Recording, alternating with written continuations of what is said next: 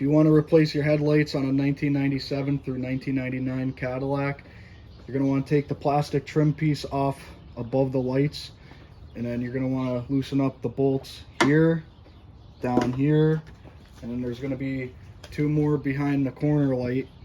But to take the corner light out, there's a long hex screw that goes right up here somewhere. You're going to want to take that out, and then the light is going to pivot out, and then you just pull it straight out.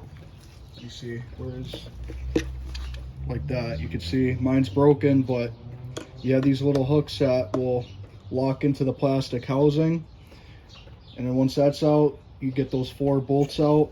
The whole unit comes right off the car. Same thing for the other side. You're going to want to match your alignment for the lights, that way they're not aimed all crazy.